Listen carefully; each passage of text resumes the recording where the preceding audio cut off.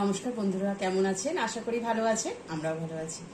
যে সকল ভাই বোনেরা বা দিদিরা বলেন যে তাদের কোনো কাজ নেই, তারা বেকার, বা তাদের একটা কাজ চাই, তারা কাজ করতে চায়, অথচ তাদের কাছে কোনো ইনভেস্ট করার মতো না, ব্যবসা করার মতো কোনো টাকা নেই, বা সেরকম তাদের যোগ্যতা নেই যে তারা কোনো চাকরি বাকরিও পাচ্ছে না, তাদের জন্য আজকের এই ভিডিওটা। আমি বলবো যে আপনার হাতে তো একটা ফোন আছে, সেই ফোনের মধ্যে আপনার নেট আছে, আপনি নিজের টাকা খরচ করে নেট ভরেন, সেই নেটটা আপনি কাজে লাগান। অর্থাৎ আপনি প্রথমে খুঁজে বার করুন যে আপনার কি প্রতিভা আছে। অর্থাৎ আপনি কি ভালো রান্না করতে পারেন, আপনি কি ভালো গুনগুন করে গান গাইতে পারেন, আপনি কি নাচ করেন, তাহলে আপনি কি কোনো হাতের কাজ করেন, অর্থাৎ আর্ট অ্যান্ড ক্রাফটের কিছু কাজ জানেন, তাহলে কিন্তু আপনাকে আর পিছনে ফিরে তাকাতে হবে না।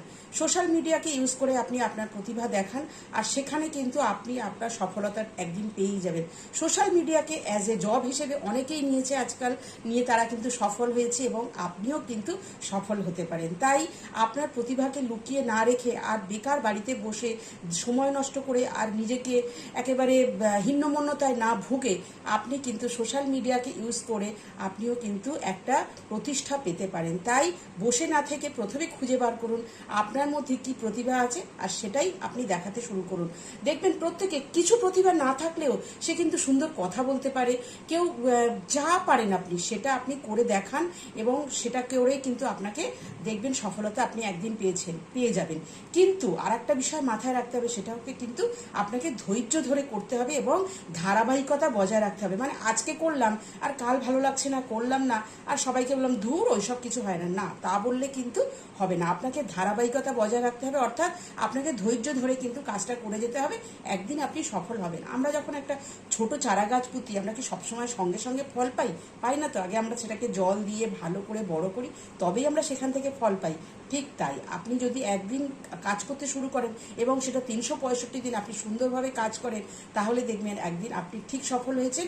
এবং এই সফলতাটা কিন্তু ভীষণ ভালো, অনেক লোকের মাঝখানে আপনার সেই সফলতাটা ফুটে উঠবে, আপনি নিজেও আনন্দ পাবেন এবং সঙ্গে সঙ্গে আপনি কিন্তু কিছু অর্থ উপার্জন করতে পারবেন।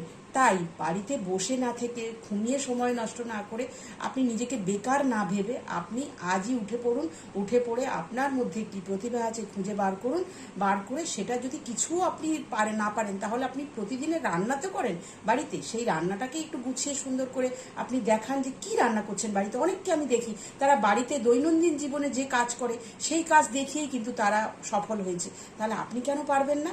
আপনি রান্না বাড়িতে করেন, আপনার বাড়িতে ডেলি ব্লগ করুন, এরকম নানান কাজ আছে। আপনি আপনার যে রান্নাটা হচ্ছে সেটা খাওয়াটা দেখান, এরকম অনেক আমি দেখেছি সফল হতে অনেককেই।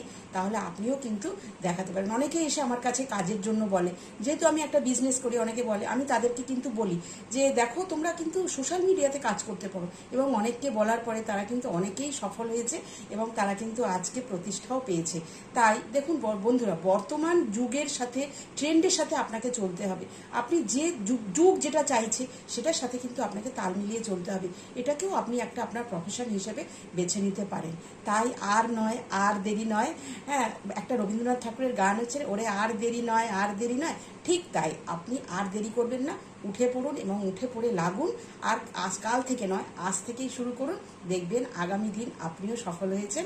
আর আমার কথাটা মিলিয়ে নেবেন, আর কমেন্টসে জানাবেন মতামত কেমন লাগলো। এটা আমার একান্ত ব্যক্তিগত মতামত, আপনারা জানালে ভালো লাগবে। আশা করি সবাই ভালো আছেন, ভালো থাকবেন, পাশে থাকবেন।